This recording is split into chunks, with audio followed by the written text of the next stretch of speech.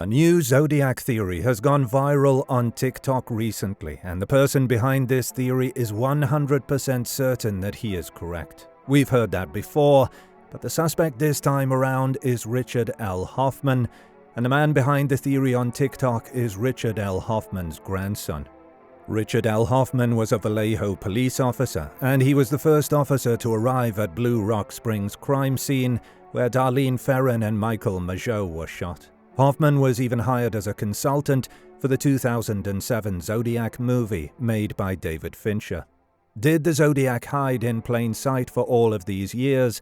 And do we here at Bad Things have a new favorite suspect in the infamous serial killer case from the 60s and 70s? Today we'll look at the for and against Richard L. Hoffman being the Zodiac killer. After TikToker with the username j.foy posted a series of TikToks claiming that his grandfather was the Zodiac killer, the internet has once again divided like the Red Sea. Some believe that j.foy is absolutely correct about his grandfather, and others are hesitant and more interested in talking about their own favorite suspects. Hoffman has also been mentioned as a possible suspect earlier, deep in the Zodiac forums online. The following points are picked from both sides, so you can make up your own mind about this new suspect. For Richard L. Hoffman being the Zodiac.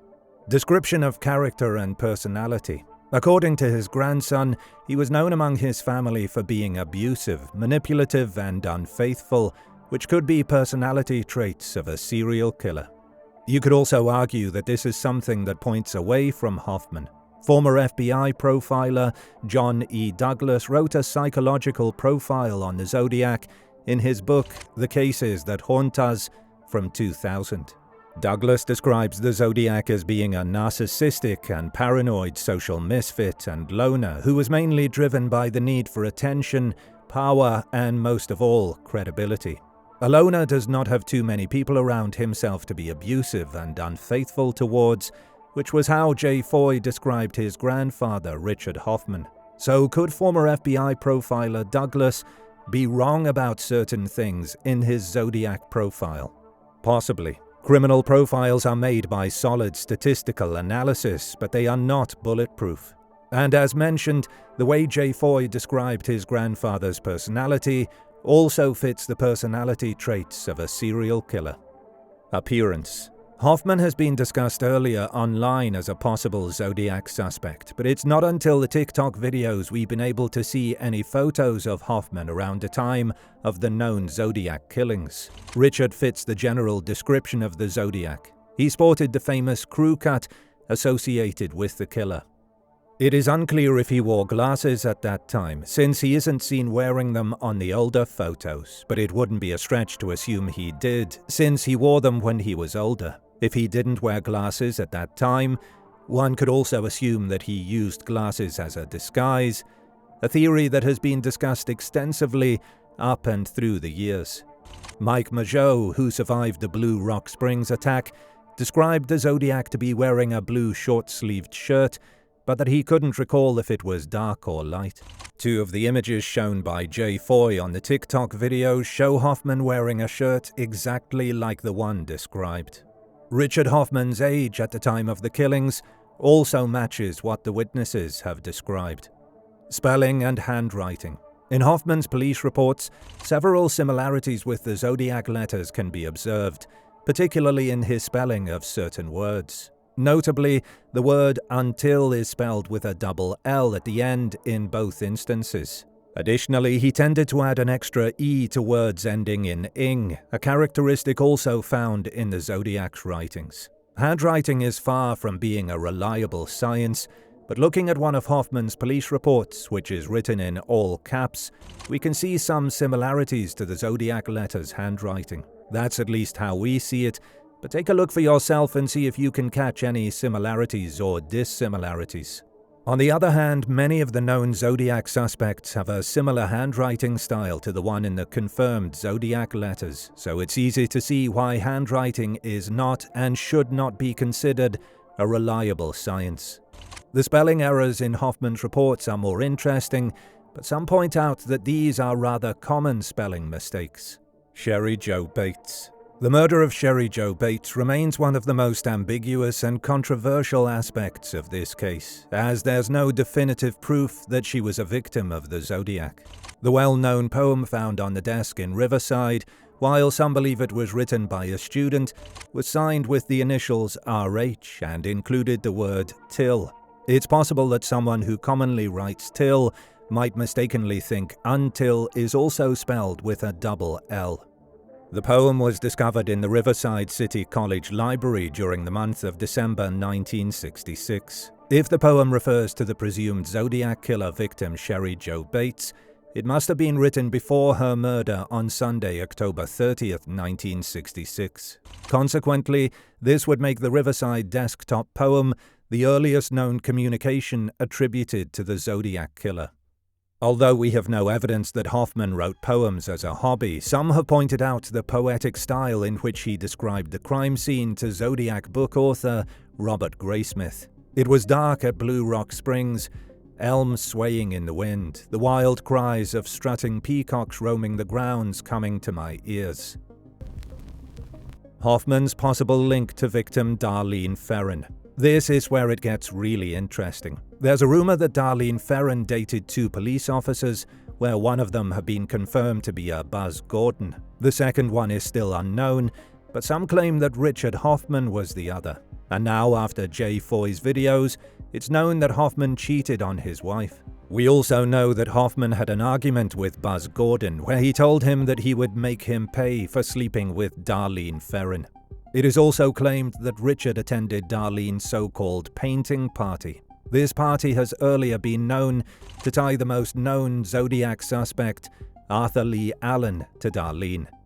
Darlene's friend, Linda Del Buono, later said this: "One person who claimed to have killed somebody when he was in the Navy invited himself to Darlene's place and repeatedly brought her gifts, and a couple of weeks later, she was murdered." Linda says that he introduced himself as Lee.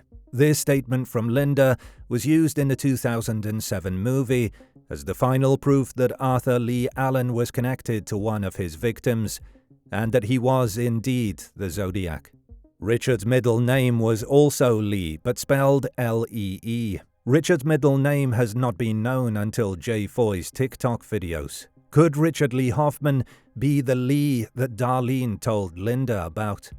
Hoffman at the crime scene. Hoffman was a patrol officer who wore plain clothes and drove an unmarked car. His role involved patrolling areas where teenagers often parked, such as the Lover's Lane on Lake Herman Road and Blue Rock Springs. On the day of the shooting, he was on patrol and drove by the crime scene less than an hour before the incident, reporting via radio that the area was clear.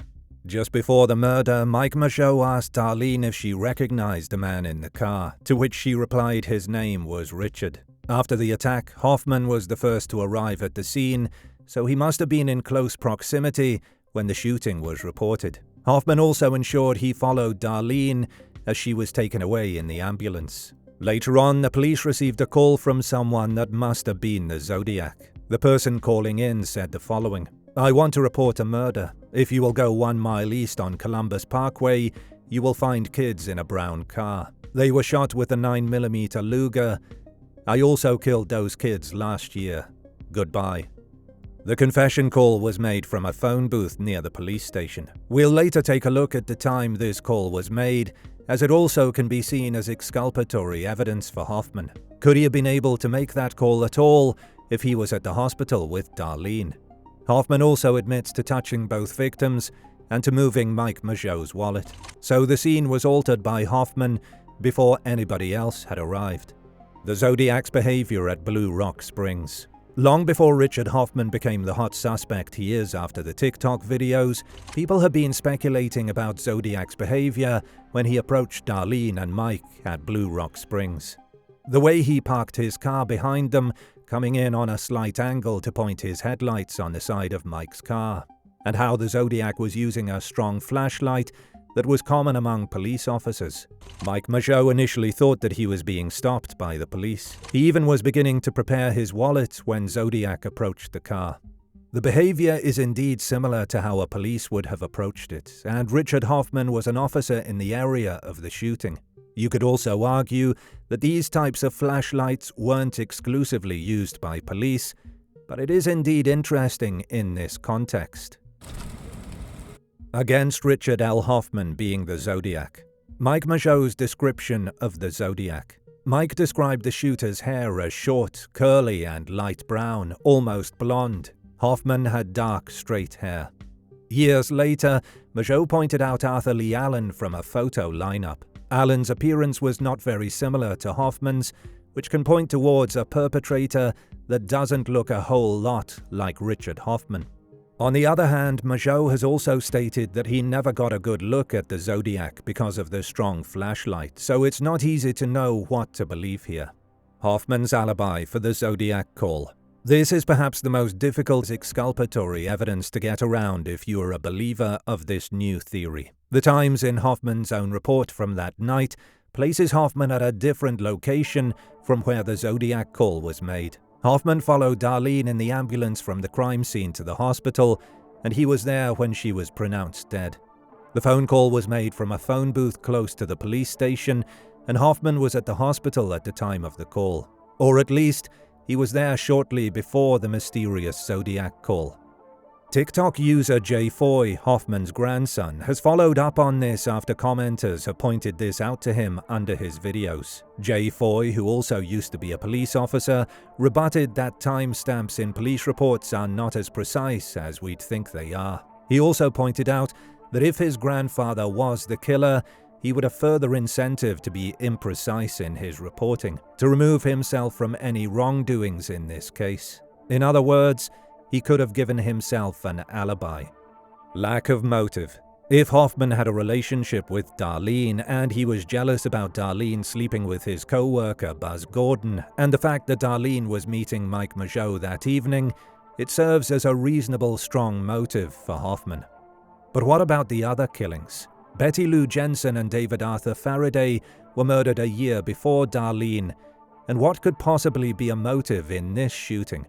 Same goes for the Lake Berryessa attack and the murder of taxi driver Paul Stein later on. One could argue that serial killers don't always have a clear motive for killing, at least compared to something like revenge or jealousy, which could have been the case in the Blue Rock Springs shooting. That makes the Blue Rock Springs shooting stand out from the rest, and with no real link between them. It can look like John E. Douglas's profile, who describes a narcissistic and paranoid social misfit and loner who was mainly driven by the need for attention and power, fits the Zodiac crimes better than how Richard Lee Hoffman has been described. Looking at all the evidence in this case, there is especially one thing that stands out. Although it's hard to connect Hoffman to any of the other known Zodiac attacks, it is indeed possible to attach him to the attack at Blue Rock Springs. Most of the other Zodiac suspects up and through the years have been difficult to tie to any of the victims at all, but Richard Lee Hoffman can be connected to the area and to one of the victims, at least. His behavior on the crime scene does seem to be a bit off, and then you have a possible fit in appearance and with the spelling mistakes. j.foy has also announced that he will present further evidence for his father being the Zodiac killer, and it looks like this will end up as a documentary series or a film.